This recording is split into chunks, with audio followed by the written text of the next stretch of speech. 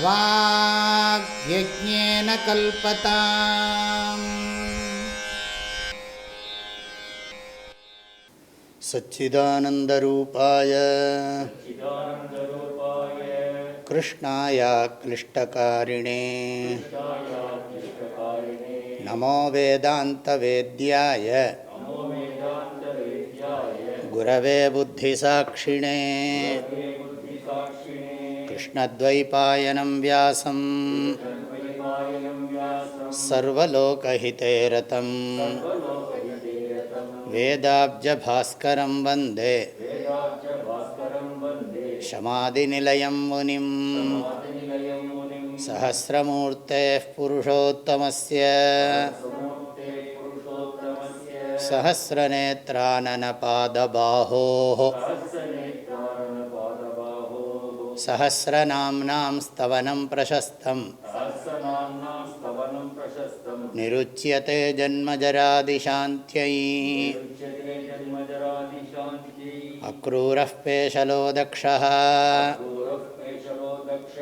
தக்ஷிணः க்ஷமிணாம் வரः வித்வத்தமோ வீதபயः புண்ணியஸ்ரவணகீர்த்தனः.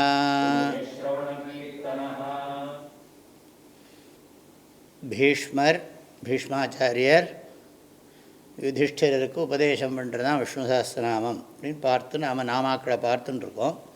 கடைசியாக பார்த்த நாம அக்ரூரஹா, அதாவது குரூரம் இல்லாதவர், கோபம் இல்லாதவர், அதாவது கோபத்திலிருந்து உண்டாகிறதுங்கிறார் ஆச்சாரியர். கோபத்தினால ஏற்படுற இந்த குரூரம் கடுமையாக நடந்துக்கிறது, உள்ளுக்குள்ளே இருக்கிற கோபம் குரூரமாக மாறுறதுங்கிறார். குரூரத்துக்கு காரணம் கோபம், கோபத்துக்கு காரணம் ஆசை, தடைப்பட்ட ஆசை. ஆகையினால தடைப்பட்ட ஆசை தான் கோபமாக மாறுது. தடைப்பட்ட ஆசைக்கு காரணம் அஜ்ஞானம். இப்படியே நம்ம புரிஞ்சுக்கணும். ஆக இந்த அதனால் ஏற்படுற குரூர ஸ்வபாவம் எல்லோரும் இப்போ கொள்கிறாங்க பாருங்க. குண்டை போட்டு ஊருக்குள்ளேயே ஒரு மதம் இன்னொரு மதத்தோட கோயில் இடிக்கணுங்கிறான்.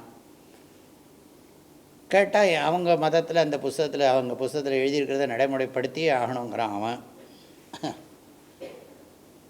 இது மாதிரி எங்கள் சுவாமியை கும்பிடாதவெல்லாம் கொல்லணுங்கிறான். அப்போ இதெல்லாம் பார்த்தா என்ன குரூரம் தான். நிறைய குரூஷியல்னு சொல்கிறோம் இல்லையா, இங்கிலீஷில் கூட ரொம்ப குரூஷியல். ஓஹோ, குரூயல். குரூயல் குரூயல் ரொம்ப குரூயலாக இருக்குதுன்னு சொல்கிறாளே, அதுவும் இதெல்லாம் குரூரகாலம் தான் வந்திருக்கலாம். குரூயல்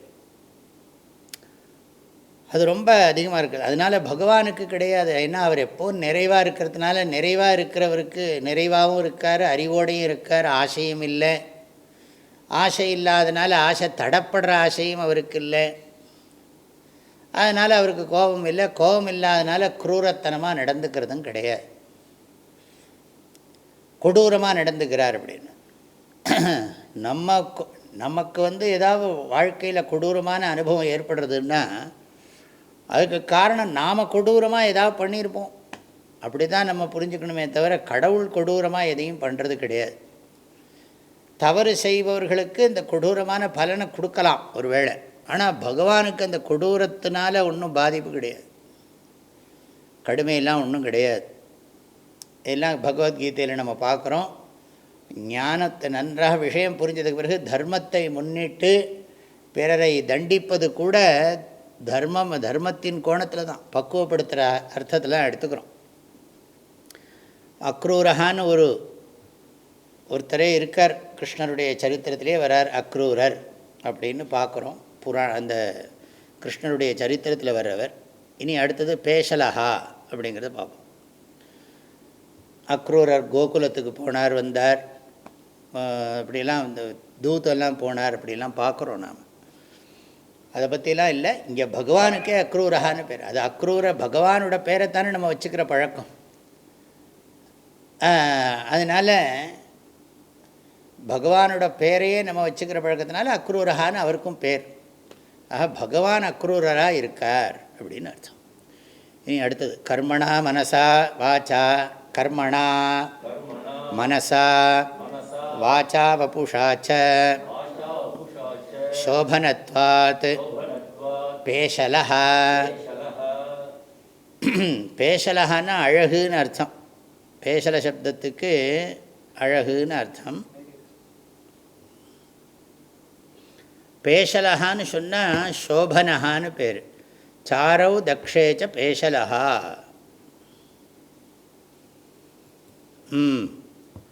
அவருடைய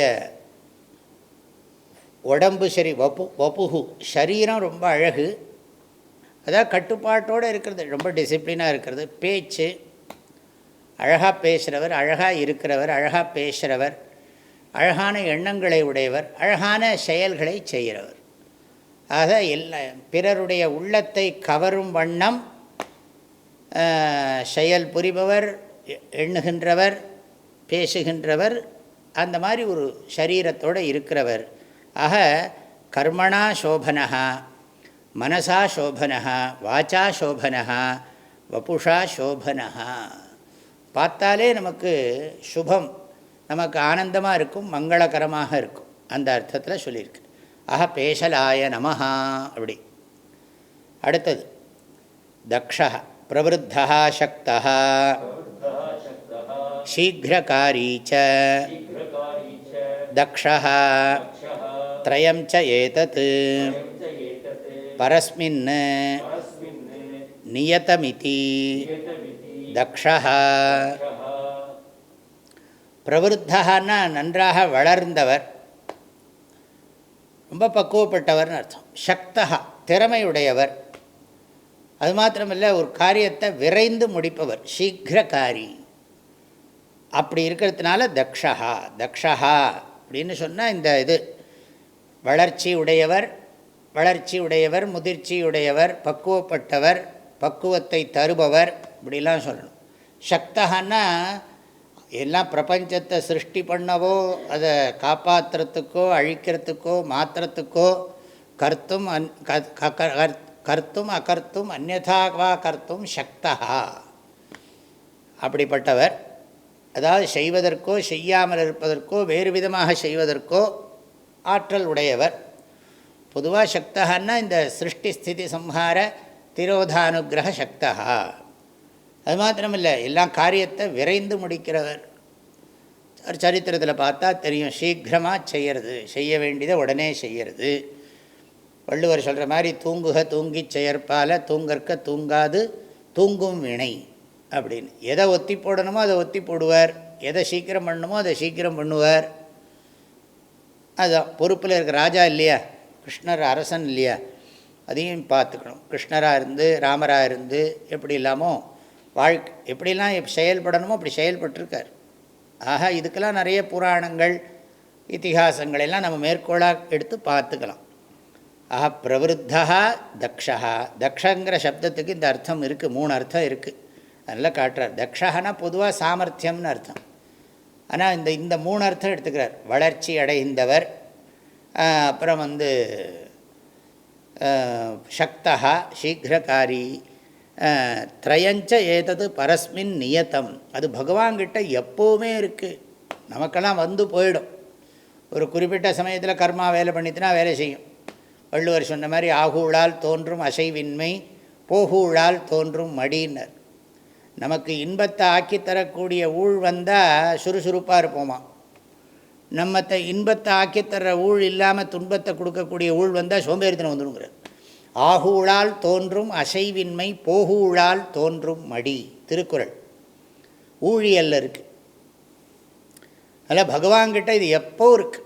அவர் எப்பவும் பக்குவப்பட்டவராகவும் ஆற்றல் உடையவராக, அதெல்லாம் மாறுறதில்லை. இந்த சாதாரணமாக குணி மாறமாட்டான், குணம் மாறிகிட்டே இருக்கும். சின்ன வயசில் இந்த குணம் பெரிய வயசில் இருக்காது, அதுக்கப்புறம் பின்னால் மாறும். குணங்கள் மாறிகிட்டே இருக்கும். பகவானுடைய குணங்கள் ஒரு நாளும் மாறுறதே கிடையாது. ஆகையினால நியத்தம், அவர்கிட்ட எப்போ அது இருக்குது. ஆகையினால அவர் தக்ஷா. இதெல்லாம் நினச்சா நமக்கு என்ன கிடைக்கும்? இப்படி தக்ஷாய நமஹா அப்படின்னு பகவானுக்கு இந்த அர்த்தத்தை அனுசந்தானம் பண்ணிண்டா நமக்கும் மெச்சூரிட்டி வரும், நமக்கும் கெப்பாசிட்டி, காரியங்களை செய்யக்கூடிய சக்தி வரும். சீக்கிரம் செய்கிறத சீக்கிரம் செஞ்சு முடிச்சுடுவோம். சீக்கிரகாரி செஞ்சுடுவோம். சொல்கிறோம் இல்லையா, எள்ளுன்னா எண்ணெயாக நிற்கிறான், வெட்டிண்டு வான்னா கட்டிண்டு வரான் அப்படின்னு சொல்கிறோமே, அது மாதிரி புரிஞ்சுண்டு செய்கிறோம். அடுத்த ஸ்லோகம் தக்ஷா. அடுத்தது ஸ்லோகம் இல்லை, அடுத்தது தக்ஷிணா. தக்ஷிணசப்தஸ்யாபி தக்ஷ ஏவ அர்த்தः புனருக்திதோஷः நாஸ்தி சப்தபேதாத் அथवा தக்ஷதே கச்சதி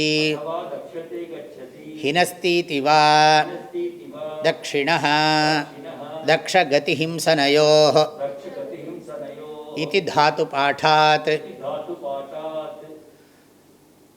தக்ஷா தக்ஷிணா க்ஷமிணாம் வரஹா அப்படின்னு வருது ஸ்லோகத்தில். இப்போ தக்ஷிணசப்தஸ்யாபி தக்ஷையேவ அர்த்தகாங்கிறார். முன்னால் சொன்ன அதே தான், பிரவருத்தா சக்தா சீக்கிரகாரின்னு. அதனால் புனருக்தி தோஷா நாஸ்தி, சொன்னதே திரும்ப சொல்லலாமா அப்படின்னா புனருக்தி தோஷா நாஸ்தி. ஏன்னா சப்தபேதாத், அர்த்தம் அபேதமாக இருந்தாலும் சப்தபேதமாக இருக்கிறதுனால புனருக்தி தோஷம் இல்லைங்கிறார். அது தக்ஷகான்னு சொல்லியிருக்கோம், இங்கே தட்சிணா சொல்லியிருக்கோம். அர்த்தத்தில் பேதம் கிடையாது, ஆனால் சப்தத்தில் பேதம் இருக்குது, அதே அர்த்தம்தான் அப்படிங்கிறார். இல்லை புனருக்தி தோஷத்தை நீக்கிறதுக்கு வேறு விதமாக சொல்ல முடியாதா அப்படின்னா சொல்லலாமே. தக்ஷதே கச்சதி ஹினஸ்தி.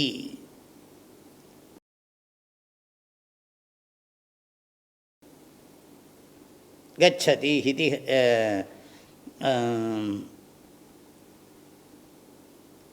கச்சதி ஹினஸ்தி இதி.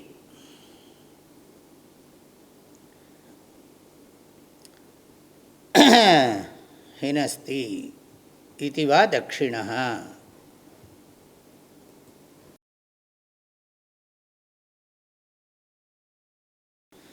சீக்கிரகாரிங்கிறதுக்கு ஒரு அர்த்தம் சொல்கிறார். பக்தானாம் இஷ்டப்பிராப்தி அனிஷ்ட பரிகார ரூப பலதானே சீக்கிரகாரி.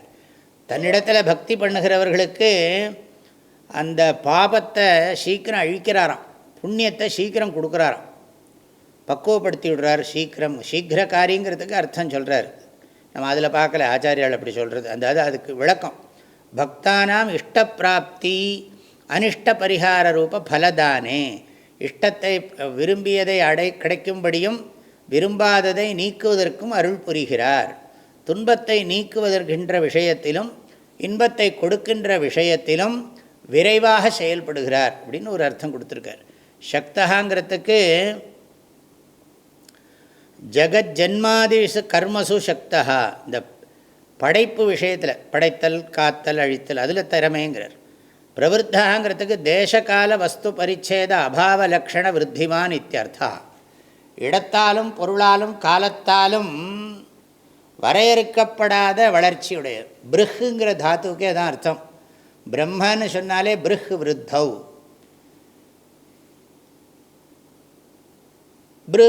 பிருஹ் பிரம்மணே. அந்த மாதிரி பிருஹுனாலே விருத்தி அப்படிம்போம், வளர்ச்சின்னு சொல்லுவோம். வளர்ச்சின்னா என்ன அர்த்தம்?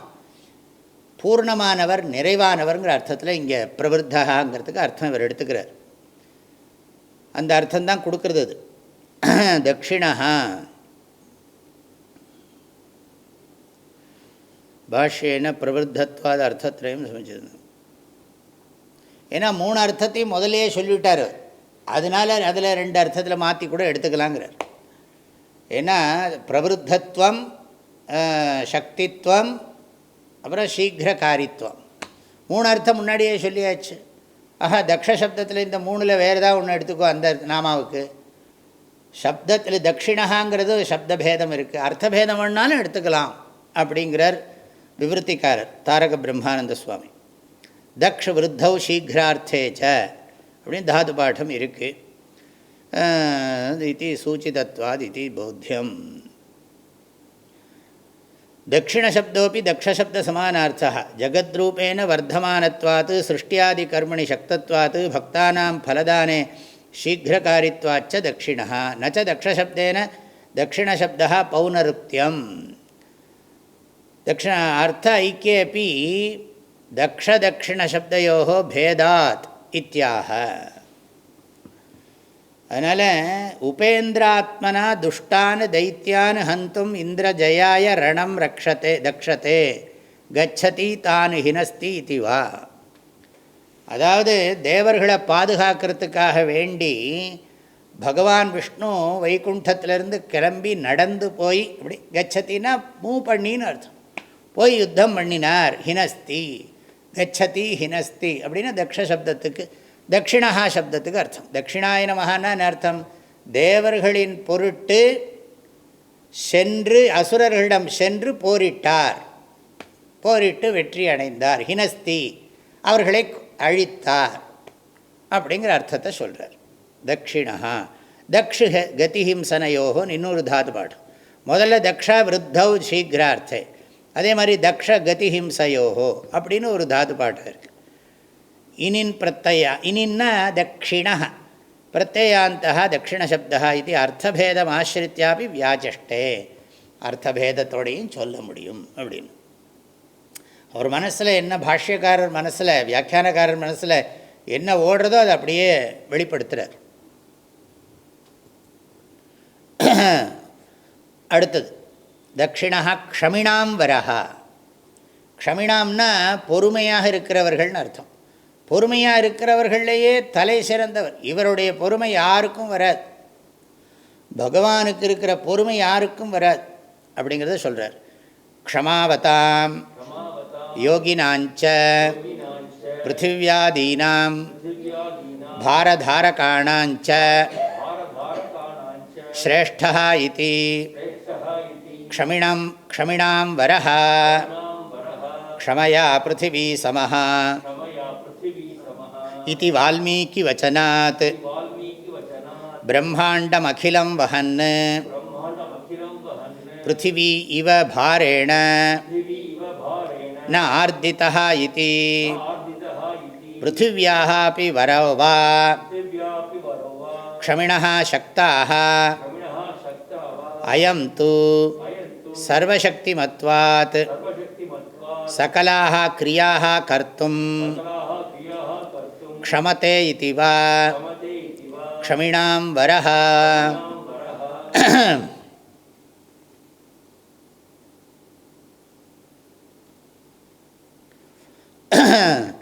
க்ஷமாவதாம் யோகினாஞ்ச பொறுமையுடையவர்கள். திதிக்ஷா இல்லைன்னா ஆன்மீக வாழ்க்கையில் முன்னேற முடியாது. சொல்லப்போனால் லௌகிக வாழ்க்கைக்கே நிறைய பொறுமை வேணும். நம்ம ஆசைப்படுறது உடனே அடையணும், இம்மீடியட், உடனே சுகம் கிடைக்கணும், உடனே துக்கம் போகணும்.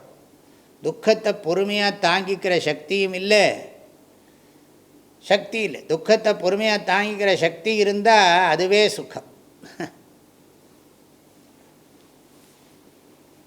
அதனால தான் சாஸ்திரத்தில் அடிக்கடி இந்த க்ஷமா ஞானஸ்ய ஆபரணம் க்ஷமான்னு சொல்லியிருக்கு.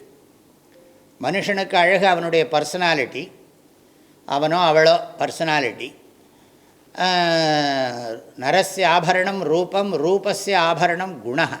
ஆள் அழகாக இருந்தால் போகாது, நல்ல குணம் இருக்கணும். அந்த குணத்துக்கு காரணம் ஆபரணம் என்னன்னா ஞானம், அறிவு, சரியான அறிவு. குணஸ்ய ஆபரணம் ஞானம், ஞானஸ்ய ஆபரணம் அறிவுக்கு அழகு என்னன்னா பொறுமைன்னு. அறிவை வளர்க்கணும்னா எவ்வளோ பொறுமை வேணும், எத்தனை புஸ்தகத்தை படிக்கணும், எத்தனை குருக்கிட்ட போகணும், பொறுமையாக பார்த்துட்டு இருக்கணும். அதில் பொறுமை எழுந்துட்டோம்னா, பொறுமையாக இருந்தால் தான் அறிவே வளரும். அறிவு வளர்ந்தால் தான் நல்ல குணங்களும் வளரும். குற்றங்களை கடிய முடியும், குணங்களை வளர்க்க முடியும். திருவள்ளுவர் மொழியில் சொன்ன. அதுக்கப்புறம் இதெல்லாம் உள்ளே இருந்ததுன்னா உடம்பில் நிறம் வித்தியாசமாக இருந்தால் கூட ஆள் இதாக இருந்தாலும் இந்த அறிவும் ஒழுக்கமும் குணங்களும் சேர்ந்து அழகுபடுத்தும். அப்படி புரிஞ்சுக்கணும் நாம். க்ஷமாவதாம் யோகினாஞ்ச பிரிக்கலாம். சக்காரம் போட்டிருக்கிறதுனால ரெண்டு பேரையும் சேர்த்துக்கணும். இல்லாட்டி க்ஷமாவதாம் யோகினாம் பொறுமையுள்ள யோகிகள் அப்படி விசேஷமாக எடுத்துக்கலாம்.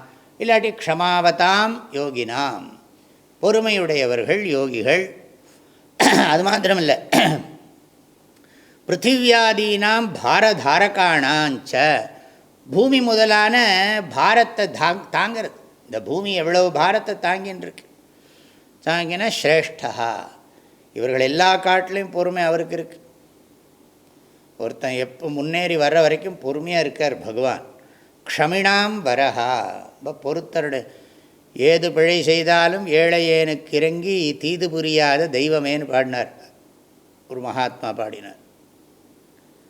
அப்படி பகவான் ரொம்ப பொறுமையாக இருக்கார். சிசுபால வதத்தில் பார்க்குறோம் எத்தனை பொறுமையாக இருக்கார். எந்த வேல்யூம் 100% பர்ஃபெக்ட்டு சொல்ல முடியாது. ஏன்னா இடம் பொருள் ஏவல் பொறுத்து இருக்குது. ஆனால் பகவான் பொறுமையின் உச்சம். அவருக்கு நிகரான பொறுமை உள்ளவர்கள் யாரும் கிடையாது. க்ஷமிணாம் வரஹா. அதுக்கு வால்மீகி ராமாயணத்தை மேற்கோள் காட்டுறார் ஆச்சாரியர். க்ஷமையா பிருத்திவி சமஹா அப்படின்னு நாரத மகரிஷி வால்மீகிக்கு சொல்கிறார். ஆரம்பிக்கிற போதே, ராமாயணம் ஆரம்பிக்கிற போதே, பொறுமையில் பூமிக்கு நிகரானவர் இறைவன்னர். இங்கே என்ன சொல்கிறார் ஆச்சாரியர்? பூமியை காட்டிலும் மேலானவர் அப்படிங்கிறார். அங்கே புரியறதுக்காக சொன்னது க்ஷமையா பிருத்திவி சமஹான்னு. ஆனால் இங்கே என்ன சொல்கிறார்? பிருத்திவியாதீனாம் பாரதாரகாணாஞ்ச ஸ்ரேஷ்டங்கிறார். அதை காட்டிலும் பொறுமை இருக்குது. அதே மாதிரி வரும் கோபத்தில் ருத்ரனுக்கு சமம்பர். கோபம் வந்ததுன்னா அது ருத்ரனுக்கு சமமாக இருக்கும். வேணுங்கிற இடத்துல எப்போ கோபப்படணுமோ அங்கே படுவார். அதை பார்த்து இங்கே பேசலை. க்ஷமையா பிருத்திவி சமஹா இது வால்மீகி வச்சனாத். பொறுமையும் அவரே, கோபமும் அவரே அப்படி சொல்லிவிடுவோம் அப்புறம் கடைசியில். ஏன்னா எல்லாவற்றிலும் அவருடைய சக்தி வியாபித்திருக்கிறதுனால அந்த ஈஸ்வரத்துவம், மாயாத்வம், மாயாசகித பிரம்மத்துவம் வியாபிச்சிருக்கிறதுனால எல்லாத்தையும் சொல்கிறது. அப்படியும் உண்டு. ஆஹா, பிரம்மாண்டம் அகிலம் வகன்னு. இந்த பூமி மாத்திரமாக தாங்கிறார் பகவான். அகிலாண்ட கோடி பிரம்மாண்ட நாயகாங்கிறோம். அகிலம் பிரம்மாண்டம் வகன்னு இதெல்லாம் தாங்கி கொண்டு பிருத்திவி இவ பாரேண ந ஆர்திதா. பிருத்திவி இவ பாரேண ந ஆர்திதா.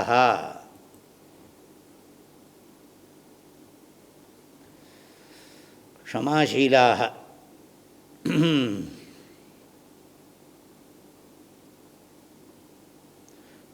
க்ஷமம் இவர் நிறைய கொடுக்குறார் விவருத்திக்காரர். க்ஷமாசீலாக முனையா அப்படிங்கிறார்.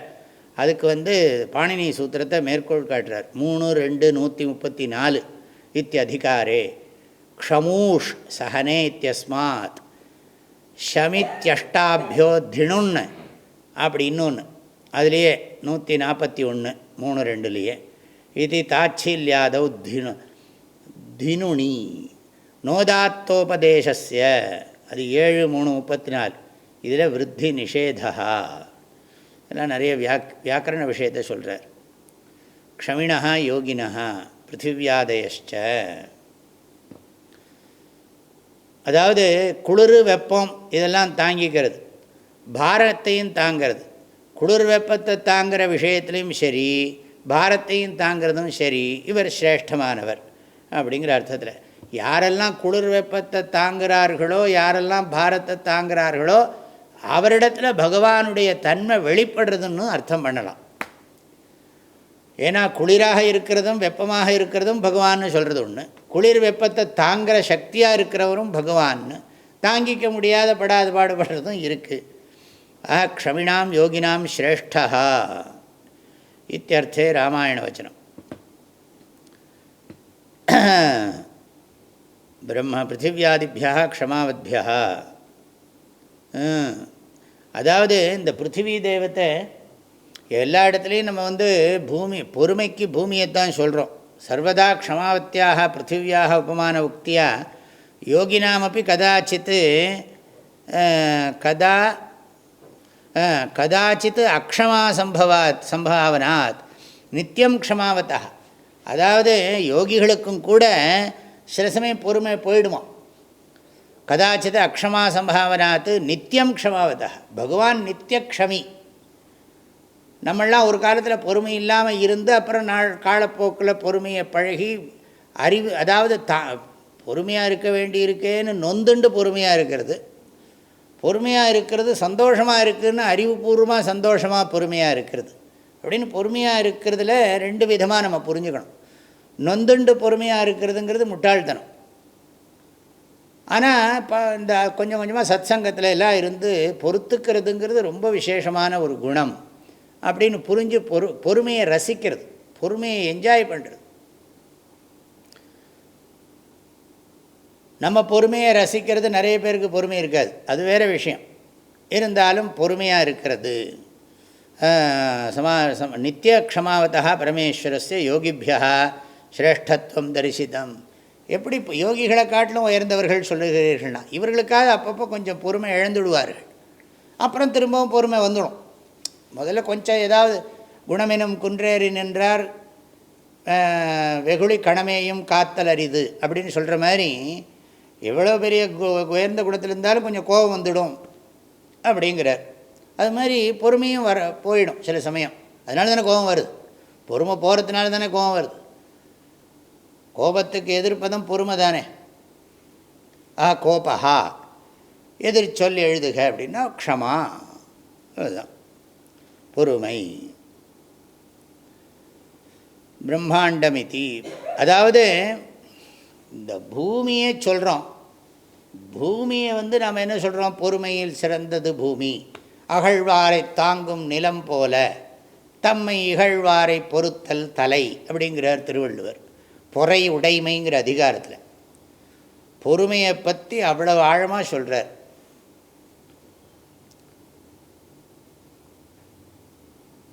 அப்படி பூமி தான் தாங்கணும். பகவான் இந்த பூமி தாங்கிற போதே, இந்த பூமி அடிக்கடி புராணத்துலலாம் படிக்கிறோம், பூமாதேவிக்கு பொறுமை முடியல, பாரம் தாங்க முடியாமல் போய் தேவர்லோகத்தில் போய் அழுதா, என்னால் தாங்க முடியல, அக்கிரம அநியாயம் அதிகமாகிடுத்து அப்படின்னு விஷ்ணு லோகத்துக்கு போனால், இந்திர லோகத்துக்கு போனான்னு படிக்கிறோம்.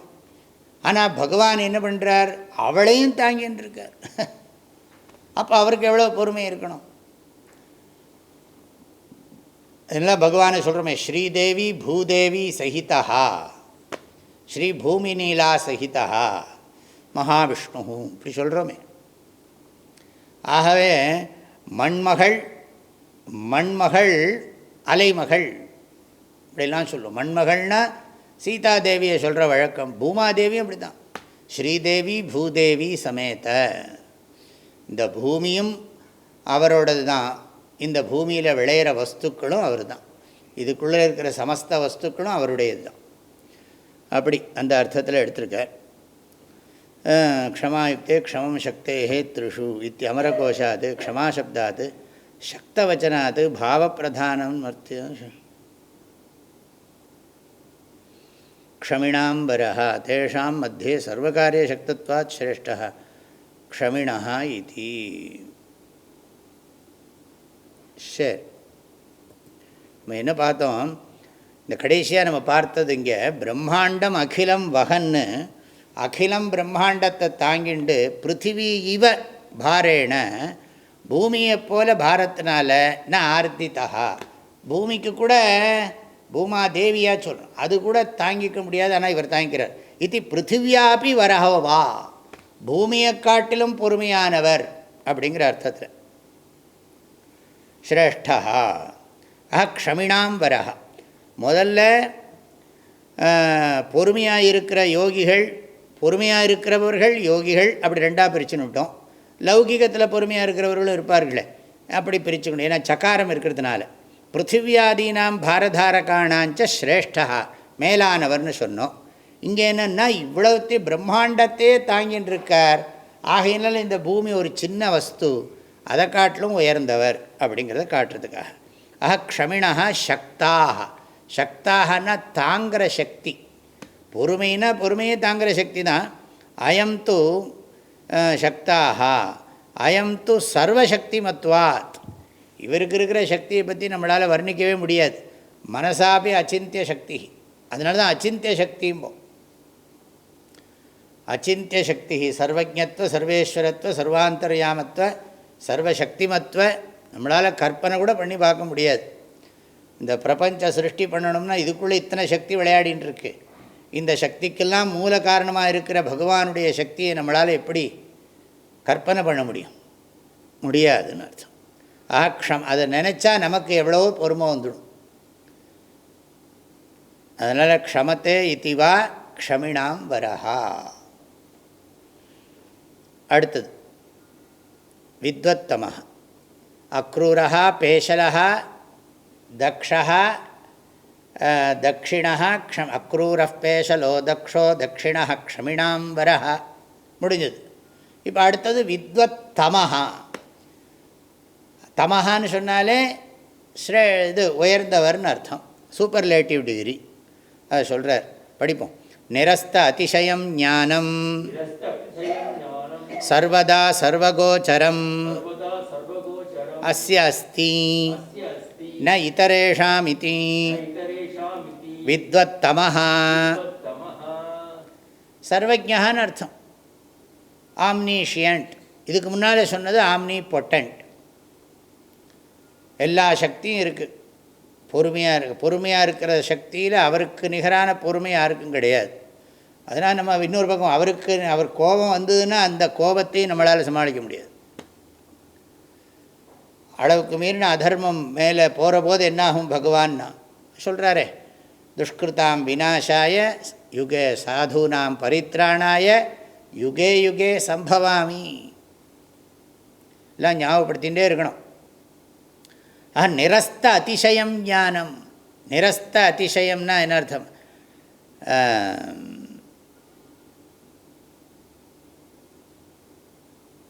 நிரஸ்த அதிசயம் ஞானம், அதாவது அதிசயம்னு சொன்னால் ஒப்புன்னு அர்த்தம், கம்பேர். சாதிசயம் சொல்லுவோம். நிரஸ்த அதிசயம்தான் நிரதிசயம். நிரஸ்த அதிசயம்னா அதிசயத்தை நிரஸ்தமாக்கினவர். அப்படின்னா என்ன அர்த்தம்? இதுக்கு சமமான ஒரு ஒப்பீடு சொல்ல முடியாது. தனக்குவமை இல்லாதான் சொல்கிறோமே, அதை சொல்கிறார். அந்த ஞானம் இருக்குது, வாலறிவன். நிரஸ்த அதிசயம் ஞானம் அப்படின்னா என்ன அர்த்தம்? அவருடைய அறிவு ஈடு இணையற்றது, ஒப்பு உயர்வற்றது, தன்னிகரற்றது. அப்பேற்பட்ட ஞானம். அது மாத்திரமில்லை, சர்வதா, அது எப்பவும் இருக்குது, ஏதோ அப்பப்போ வந்துட்டு போகிறது இல்லை. ஆக அந்த ஒப்புயர்வற்ற அறிவு எப்பொழுதும், ஒப்புயர்வற்ற அறிவை எப்பொழுதும் உடையவர். சர்வகோச்சரம் அஸ்தி, சர்வகோச்சரம் அஸ்ய அஸ்தி, சர்வதா சர்வகோச்சரம் அஸ்ய அஸ்தி. அவருடைய பார்வையிலிருந்து யாரும் தப்ப முடியாது. அஸ்ய சர்வகோச்சரம் அஸ்தி, அவர் எல்லாவற்றையும் பார்க்கிறார், ஊடுருவி பார்க்கிறார், நமது உள்ளத்தை ஊடுருவி பார்க்கிறார். துவைத விவகாரத்தில் பார்க்குற போது எல்லாருடைய ஜீவனுடைய கர்மாக்களை எல்லாம், ஜீவனுடைய அந்தःகரணத்தை ஊடுருவி பார்க்குறார். அந்த எந்த மாதிரி அவனுக்கு கொடுத்துருக்கிற சுதந்திரத்தை அவன் எப்படி பயன்படுத்துகிறான்னு ஊடுருவி பார்க்குறார். ஆனால் இதரேஷாம், யாருக்கும் அந்த சக்தி கிடையாது. அதனால தான் நம்ம அடிக்கடி கேட்குறோம். அர்ஜுனன் கேட்குறானே, அதாவது பகவானே, ஞானத்தில் நிஷ்ட பரிபூர்ணமாக அடையாமல் ஒருத்தன் இறந்து போயிட்டா அவனுடைய கதி என்னன்னு கேட்குறான். அது யார் சொல்ல முடியும்? அயதி ஸ்ரத்தையோபேதா யோகாச்சலித மானசா அப்பிராப்பிய யோக சம்சித்திம் காம்கதிம் கிருஷ்ண கச்சதி. கச்சின்னோபய விப்ரஷ்டா சின்னாப்ரமிவ நஷ்யதி அப்பிரதிஷ்டோ மகாபாஹோ விமூடோ பிரம்மணः பதி. ஏதன்மே சம்சயம் கிருஷ்ண சேத்தும் அர்ஹஸ்ய அசேஷதः த்வதன்யஸ்சாஸ்ய வக்தா நஹி உபபத்யதே. த்வதன்யஸ் சம்சயஸ்யாஸ்ய நஹி வக்தோபபத்யதே. இருக்குது, இங்கே இருக்குது. த்வதன்யஸ் சம்சயஸ்யாஸ்ய இருக்குது. அஸ்ய சேத்தா நஹ்யுபபத்யதே. த்வதன்யஸ் எல்லாம் பகவத்கீதையில் 6வது அத்தியாயத்தில் வருது. இப்போ எதுக்கு சொல்கிறோன்னா, இது பகவான் த்வதன்யஸ்யாஸ்வத சம்சயஸ்யாஸ்ய, உன்னை தவிர இந்த சந்தேகத்தை நீக்கிறதுக்கு யாராலும் முடியாது, அதனால் நீ சொல்லுங்கிறான் அர்ஜுனன். இதெல்லாம் நமக்கு ஞாபகத்துக்கு வரணும். ந இதரேஷாம், மற்றவர்களுக்கு இந்த சக்தி கிடையாது. அதனால் நம்ம என்ன பண்ணணும்? சர்வஜ்ஞாய நமஹ சர்வசக்தையே நமஹ. அதுதான். அவருக்கும் நமக்கும் பெரிய பேதம் என்ன? இப்போ ஐக்கியம் சொல்கிற போதே என்ன சொல்கிறோம்? ஜீவாத்ம பரமாத்மாவுக்குள்ள பேதத்தை சொல்கிற போது ஐக்கியம் சொல்கிறது சைத்தன்ய திருஷ்டியில் தான் ஐக்கியம். உபாதி திருஷ்டியில் பார்க்குற போது என்னவா இருக்குன்னா அகம் அல்பஜ்ஞா அல்பசக்திமான், அதுலேயும் அனித்தியம் வேறு, திடீர்னு மறந்து போயிடுது. ஆனால் அவர் என்னென்னா சர்வஜ்ஞா சர்வசக்திமான், நித்திய சர்வஜ்ஞா நித்திய சர்வசக்திமான், eternal, eternal omniscient, eternal omnipotent. நம்மளதெல்லாம் என்னதுன்னா எல்லாத்தையும் தெரிஞ்சுக்கிறதுக்குள்ளே ஜென்மா முடிஞ்சு போயிடும். ஆக ந இதரேஷாம் இது வித்வத்தமஹா. வித்வத்தமஹாங்கிறது சிம்பிளாக சொல்லணும்னா சர்வஜ்ஞா. சர்வஜ்ஞான்னு சொன்னால் ஆம்னீஷியன்ட்டுன்னு இங்கிலீஷில் சொல்கிறது. எல்லாம் அறிந்தவர், தமிழில் அதுக்கு பேர் வாலறிவன்னு பேர். வள்ளுவர் சொல்கிறார் இல்லையா 2வது குறளில், கற்றதனால் ஆயப்பயன் என்கொல் வாலறிவன் நற்றாள் தொழார் எனின். நம்ம எப்போவுமே பகவான் சர்வஜ்ஞங்கிறத உணர்ந்து அந்த சர்வஜத்துவத்தை தியானம் பண்ணினா நமக்கு கொஞ்சமாவது ஞானம் அது நிலச்சி நிற்கும். அதுக்காகத்தான் அந்த சர்வஜத்துவத்தை தியானம் பண்ணுறது.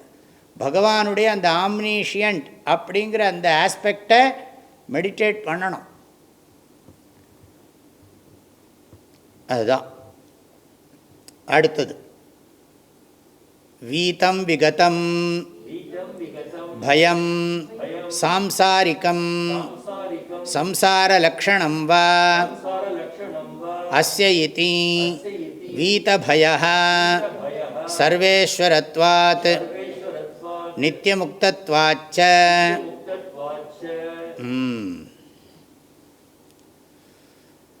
வீதபயः அக்ரூரः பேஷலோ தக்ஷः தக்ஷிணः க்ஷமிணாம்பரः வித்வத்தமோ வீதபயः. வீதபயன்னு அர்த்தம் பயம், அச்சம் இல்லாதவர். அவர் எதுக்கு அச்சப்படுறார்? எதை பார்த்து பகவான் பயப்படணும்? எல்லாருக்கும் அபயத்தை கொடுக்கக்கூடிய அபயஸ்வரூபியான பகவான் எதை பார்த்து பயப்படுவார்? ஏற்கனவே நம்ம பார்த்தோம் பயகருத் பயநாசனஹா அப்படின்னு. பயத்தை நாசம் பண்ணுறவருக்கு பயம் இருக்குமோ? இருக்காது. அது ஞாபகம் வச்சுக்கணும். இங்கே என்ன சொல்கிறாருன்னா, இந்த வாழ்க்கையில் நமக்கு நிறைய பயம் இருக்குது. அப்புறம் புனர்ஜென்ம பயம் வேறு இருக்குது. இந்த 2 பயம். இந்த வாழ்க்கையிலேயே என்னென்னா, விடிஞ்செழுந்தால் நாளைக்கு சாப்பாடு கிடைக்குமா, நாளைக்கு இந்த கொரோனா நமக்கு வராமல் இருக்கணுமேனு எவ்வளோ பயப்படுறோம். எதாவது வந்துடுமோ. எல்லாருக்கும் இப்போ இருக்கிற பெரிய பயம் என்ன? ஒரு பக்கம் பயம் இருக்குது உள்ளுக்குள்ளே, ஒரு பக்கம் சும்மா உட்காந்துருக்க முடியல, அந்தளவுக்கு மெச்சூரிட்டி இல்லை, துன்பத்தை தாங்கிக்கிறதுக்கு சக்தி இல்லை. இங்கே பகவான் க்ஷமாவத்தே நம க்ஷமாய நமஹ க்ஷமிணாம் வராய நமஹாங்கிற நாமத்தை சொல்லிகிட்டு இருந்தால் நமக்கும் 2 வருஷம் இந்த கொரோனா இருந்தாலும் பொறுமை இருக்கும். நம்ம அதில் யோசித்து பார்க்கணும், நம்ம இந்த உலகத்தில் இருந்து என்ன பண்ண போகிறோம்? அதை நினச்சாலே நமக்கு வாழ்கிறதுல அர்த்தம் இருக்கான்னு தோணி ஆகணும். நல்ல புத்தி உள்ளவன், நல்ல அறிவுள்ளவன் இதை யோசித்து பார்ப்பான். ஒரு நாளும் நான் இந்த சரீரத்தில் வாழ்கிறதுனால என்ன பலன், எனக்கு என்ன பலன், மற்றவர்களுக்கு என்ன பலன். ஆனால் அப்படி பர்மனெண்ட்டாக இருந்துவிட முடியுமா இந்த உடம்பில்? யோசிக்கணுமே. நிறைய பேர் போயாச்சே, நம்ம மாத்திரம் எப்படி இருக்க முடியும்? நம்பிக்கையோடு இருக்க முடியும். அந்த நம்பிக்கை அறிவுபூர்வமான நம்பிக்கையா மூட நம்பிக்கையா? நம்ம மாத்திரம் ரொம்ப நாளைக்கு இருக்க போகிறோங்கிற நம்பிக்கை அறிவுபூர்வமான நம்பிக்கையா மூட நம்பிக்கையா? சிந்திக்க வேண்டிய விஷயம் தானே. அதனால் எதுக்கு சொல்கிறோன்னா, இந்த வாழ்க்கையில் எப்போ பார்த்தாலும் செத்து போயிடுவோமோ, பணமெல்லாம் போயிடுமோ, ரிலேஷன்ஷிப்பெல்லாம் டிஸ்டர்ப் ஆகிடுமோ, எப்போ பார்த்தாலும் ஏதாவது ஒன்று பிடிச்சிட்டு பயப்படுறது. இன்றைக்கி பண்ண மாதிரி நாளைக்கு நான் நினைக்கிறேன்னு வச்சுக்கோங்களேன், நாளைக்கு கிளாஸ் எடுக்க முடியுமோ முடியாதோ. சில பேர் எப்படியா இந்த ஆத்ம வித்யா கோர்ஸை முடிக்க முடியுமா, முடிச்சப்புறம் போனால் பரவாயில்லைன்னு சில பேர் சொல்லலாம். இன்றைக்கி வண்டி ஓடுறது இன்றைக்கி சரி, அடுத்த க்ஷணம் எப்படிங்கிறத பற்றி இது பண்ண வேண்டிய அவசியம். பிரார்த்தனை பண்ணுவோம், நல்லதை நினைப்போம், நடக்கட்டும். ஆனால் அதே சமயம் என்னென்னா, எப்பவும் தயாராக இருக்கணும், பயம் இருக்கக்கூடாது. இதுக்காக தான் பாரதியார் பாட்டெலாம் பாடுறது. உச்சி மீது அந்த இருக்க பண்டார பாட்டு, அச்சம் இல்லை அச்சம் இல்லை அச்சம் என்பது இல்லையே, உச்சி மீது வானிடிந்து வீழுகின்ற போதிலும் அச்சம் இல்லையே. பாட்டு நிறைய விஷயம் இருக்கே, அதெல்லாம் படிக்கலாம் இதை ஒட்டி. அதனால் டே டு டே லைஃப்பில், சாம்சாரிக்கம்னா டே டு டே லைஃப்பில் இருக்கிற பயம், விடிஞ்செழுந்தால் பயமாக இருக்குது, இன்றைக்கி எப்படி நாள் போக போகிறதோ, அப்புறம் அடுத்த படுத்துறோன்னே காலம்பரம் எந்திரிப்போமோ மாட்டோமோ, ராத்திரி எதாவது பூந்துருமோ, நானாக இல்லாத பயத்தை கூட உண்டு பண்ணுவோம், சிந்திக்கிறது இருக்கா. இதெல்லாம் என்னென்னா, இதெல்லாம் ப்ராப்ளத்தை நாம் அதாவது இமேஜின் பண்ணி வரக்கூடிய பிரச்சனைகளை கற்பனை பண்ணி அந்த பிரச்சனைகளுக்கு இப்போவே நம்ம அட்ரஸ் பண்ணி வச்சுன்னுட்டோம்னா பிரச்சனை வரும்போது ரொம்ப சுலபம் அதை எதிர்கொள்கிறது. இல்லாட்டி நமக்கு அது டஃப் ஆகிடும், வாழ்க்கை ரொம்ப கடினமாகிடும். ஆக வீதம் விகதம் பயம், வீத பயன்னு அர்த்தம். ஒரு சுவாமியே இருந்தார் ராமகிருஷ்ண மடத்தில், வீத பயானந்தா அப்படின்னு அவருக்கு பேர்.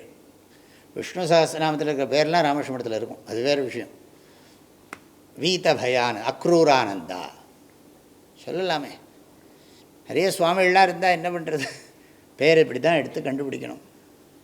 அதுக்கு தகுந்த மாதிரி அவர் குருநாதர் தீர்மானம் பண்ணுவார். அப்போது வீதபயா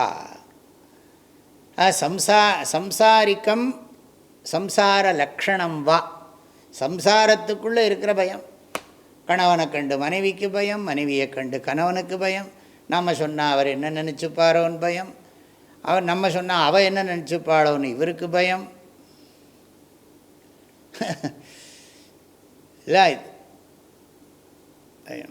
எல்லாம் இன்செக்யூரிட்டி ப்ராப்ளம் அதெல்லாம் இருக்கே, அதெல்லாம் சாஸ்திரம் பார்த்து விடுறது. நம்ம எல்லாத்துக்கும் பதில் வச்சுருக்கு. விஷ்ணு சஹஸ்ரநாமத்தில் அத்தனை ப்ராப்ளத்துக்கும் சொல்யூஷன் தெரியறது. அப்புறம் என்னென்னா, அடுத்த ஜென்மா என்ன ஆகுமோ, இப்பிறவி தப்பினால் எப்பிறவி வாய்க்குமோ, ஏது வருமோ அருகிலேன், அந்த பயம். அதுக்கு பயம் இருந்ததுன்னா மோட்சத்தை போய் அடைஞ்சு விடணும், மறுபடியும் பிறவி வரக்கூடாது அப்படின்னா இப்போவே முக்தி அடையணும். இது இல்லை முக்தியும் வேணும், நான் சம்பாதிக்கவும் வேணும்னா எப்படி நடக்கும்? அது நடக்காது. அதுக்கு பிக்ஷை தான் வாங்கி சாப்பிடும். ஞான வைராக்கிய சித்தியர்த்தம் பிக்ஷாம் தேஹி, ஞான வைராக்கிய சித்தியர்த்தம் உத்தியோகம் கரோத்தின்னா நடக்குமா?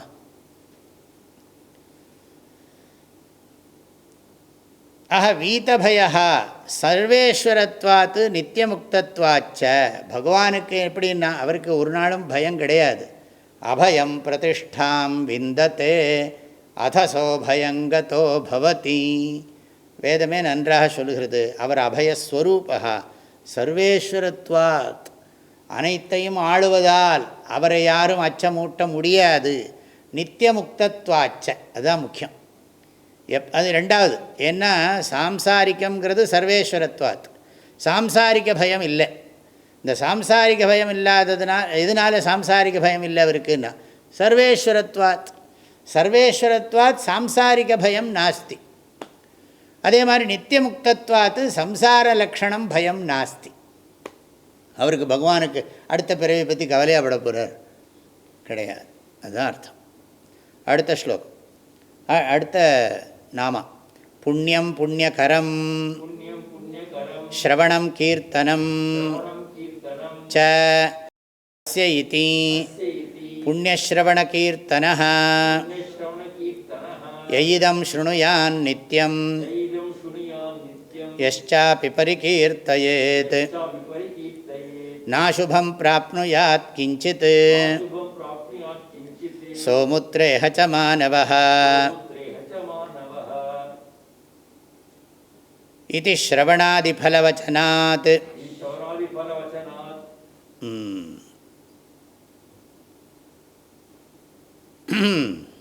புண்ணியஸ்ரவண கீர்த்தனஹா, அதாவது இவரை பற்றி கேட்குறதும் இவரை பற்றி பேசுகிறதும் நமக்கு அனந்த கோடி புண்ணியத்தை கொடுக்கும் அப்படின்னு அர்த்தம். இறைவனை பற்றி கேட்பதாலும் இறைவனை புகழ்ந்து பேசுவதாலும் புண்ணியத்தை கொடுக்கின்ற காரணத்தால் புண்ணியம் நிறைய புண்ணியம் ஏற்படுவதால் அவர் புண்ணியஸ்ரவண கீர்த்தனன் என்று சொல்லப்படுகிறார். ஆகவே புண்ணியஸ்ரவண கீர்த்தனாய நமஹா. ஸ்ரவணம் புண்ணியம், கீர்த்தனம் புண்ணியம். இங்கே முக்கியமாக அதை சொல்கிறார். அதாவது பகவானை பற்றி கேட்டால் தானே புகழ முடியும்.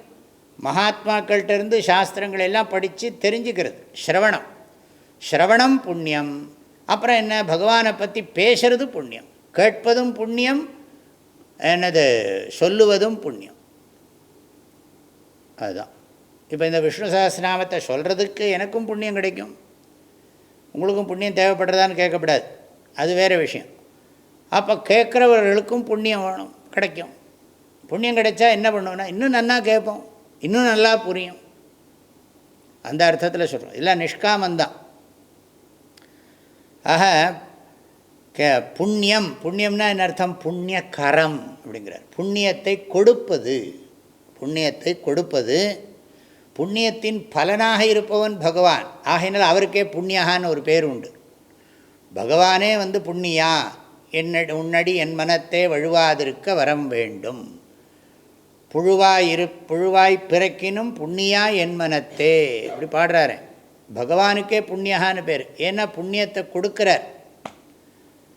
புண்ணியத்தை கொடுக்கறதுக்கு காரணமாக இருக்கிறதுனால அவர் புண்ணியகான்னு அவருக்கு ஒரு பேர்.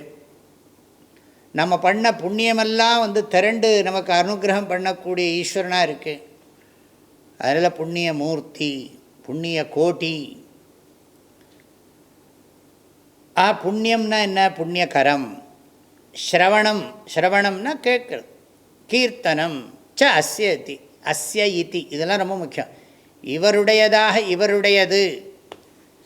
அஸ்ய ஸ்ரவணம் புண்ணியம், அஸ்ய கீர்த்தனம் புண்ணியம் இதி புண்ணியஸ்ரவண கீர்த்தன. அப்படி படிக்கணும். அஸ்ய தரிசனம் புண்ணியம் எல்லாம் நம்ம சேர்த்துக்கலாம் உபலக்ஷணமாக. அஸ்ய ரூப தரிசனம் புண்ணியம், ஸ்மரணம் என்னது ஸ்மரணம் ஸ்பரிசனம் அப்படிலாம் சொல்லுவாள். பகவானுடைய ரூபத்தை தொடுறது ஸ்பரிசனம் புண்ணியம், தரிசனம் புண்ணியம். இங்கே முக்கியமாக புண்ணியஸ்ரவண கீர்த்தனங்கிறார். அதுக்கு விஷ்ணு சஹஸ்ரநாமத்திலே மேற்கோள் காட்டுறார். வரப்போகிறது பலஸ்ருதியில் ஸ்ரவணாதி பல வச்சனாத் அப்படின்னு போட்டிருக்கு. எய்தம் ஸ்ருணுயான் நித்தியம். எவனொருவன் இந்த விஷ்ணு சஹஸ்ரநாமத்தை தினந்தோறும் கேட்கிறானோ, எஷ்சாபி பரிகீர்த்தையேத், எவனொருவன் தினந்தோறும் இதை பிறருக்கு சொல்லிக் கொடுக்கிறானோ, சப்தத்தையும் அர்த்தத்தையும், விஷ்ணு சஹஸ்ரநாமத்தை ஸ்தோத்திரத்தை சொல்லிக் கொடுக்குறதும் நல்லது, அர்த்தத்தை சொல்லிக் கொடுக்குறதும் நல்லது. அவனுக்கு என்ன ஆகும்னா அசுபம் கிஞ்சித்து ந பிராப்னுயாத் சஹா மானவஹா இகச்ச அமுத்திரச்ச அசுபம் கிஞ்சித்து ந பிராப்னுயாத். அந்த மனிதன், எந்த மனிதன் இந்த விஷ்ணு சஹஸ்ரநாமத்தை கேட்கிறானோ தினந்தோறும், எவன் ஒருவன் இந்த விஷ்ணு சஹஸ்ரநாமத்தை சொல்லுகிறானோ, பிறருக்கு சொல்லிக் கொடுக்கிறானோ, அவன் அந்த மனிதனுக்கு இந்த உடலிலும் சரி, இனி வேறு உடல் எடுத்தாலும் சரி, அந்த ஜீவாத்மா, மானவகான மனுஷ சரீரே வர்த்தமானஹா ஜீவஹா, அந்த ஜீவன் அசுபம் கிஞ்சித்து ந பிராப்னுயாத். இன்னொரு நாமால் இருக்கு இல்லையா,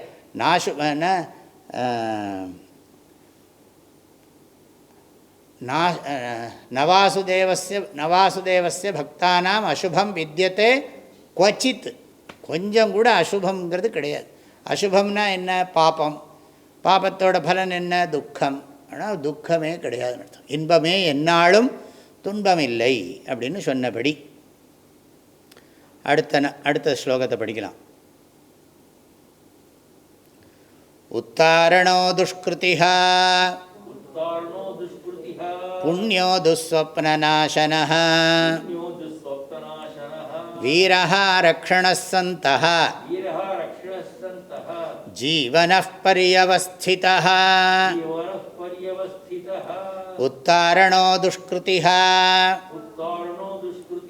புண்ணியோ துஸ்வப்னநாசனः வீரஹ ரக்ஷணः சந்தः ஜீவனः பர்யவஸ்திதः. சம்சாரசாகராத் உத்தாரயதி இதி உத்தாரணஹ. சிம்பிளாக புரியும் எல்லாருக்கும். பகவானுக்கு உத்தாரணாய நமஹா அப்படின்னு ஒரு நாமா வருகிறது. எதனாலன்னா எல்லாரையும் துன்பக் கடல்லிருந்து என்னது தூக்கி விடுறார் மேலே. அந்த தூக்கி விடுறாருன்னா என்ன அர்த்தம்? அதுலேருந்து மீட்டு தன்னுடைய திருவடியிலே இருக்கும்படி பார்த்துக்கிறார் அமைதியான ஆனந்தத்தில். துன்பக்கடலில் துளைந்தேற்கு உன் ஆனந்த இன்ப கண்ணீர் வருவது எந்நாள் பராபரமேங்கிறார் தாய்மானவர்.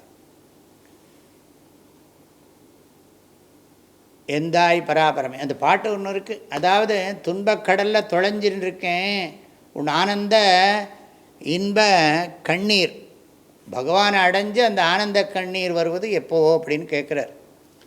கீதையிலையும் பகவான் சொல்கிறார். ஆச்சாரியர்கள் இங்கே ஒன்றும் கோட் பண்ணலை எதையும். இதி ஸ்மிருதேஹே இதி ஸ்ருதேஹெல்லாம் சொல்லலை, நாம் எடுத்துக்கலாம். தேஷாமஹம் சமுத்தர்த்தா மிருத்யு சம்சார சாகராத் பவாமி நச்சிராத் பார்த்த மையாவேஷித சேதசாம். கீதையில் 12வது அத்தியாயத்தில் பகவான் சொல்கிறார். அதாவது எப்பவும் என்னிடத்தில் பக்தி பண்ணுகிறவர்களுக்கு தேஷாமகம் சமுத்தர்த்தா, அவர்களையெல்லாம் நான் கை தூக்கி விடுறேன், கடையேற்றி விடுறேன். மிருத்யு சம்சார சாகராத், மிருத்யு சம்சார பிறந்து மறுபடியும் செத்து செத்து பிறக்கக்கூடிய ஜன்ம மிருத்யு ரூப சம்சார சாகராத், திரும்ப திரும்ப சரீரத்தில் புகுந்து புகுந்து வெளியில் வரக்கூடிய இந்த சம்சாரத்திலிருந்து அவர்களை விடுவித்து எப்பொழுதும் அமைதியாக இருக்கும்படி பார்த்துக்கிறேன். மோட்சம்னு அர்த்தம். மோட்சத்தை கொடுக்குறாருங்கிறத வேறு விதமாக ப்ரெசென்ட் பண்ணுறேன். சம்சாரத்தை சொல்கிறார் இல்லையா, அகம் துவா சர்வ பாபேபியோ மோக்ஷயிஷ்யாமி மா சுச்சா, என்னை சரணாகதி பண்ணு நான் உன்னை பார்த்துக்கிறேங்கிறார். சர்வதர்மான் பரித்யஜ்ய மாமேக்கம் சரணம் விரஜ, அதெல்லாம் ஞாபகம் வச்சுக்கணும். சம்சார சாகராத் உத்தாரயதி, உத்தரத்தின்னு சொல்லலை, உத்தாரயத்திங்கிறார். அவர்கள் அது இதனால் தாரகம்னு சொல்கிறோமே, இது உத்து தாரகம். தர்ரு அப்படின்னு சொன்னாலே கடக்கிறது. தரதி தரதா ஜாத்தவேதசே சுனவாம சோமமராதி யதோ நிதஹாதி வேதஹ சனஃப் பரிஷததி துர்காணி விஸ்வா நாவேவ சிந்தும் துரிதாத்யக்னிஹி.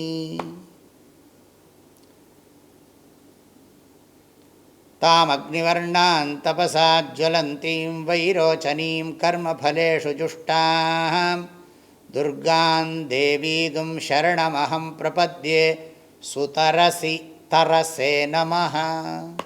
சுஷ்டு தரசி தரசே நமஹ இப்படி வேதத்தில் இருக்குது, சொல்லிகிட்டே போகலாம்.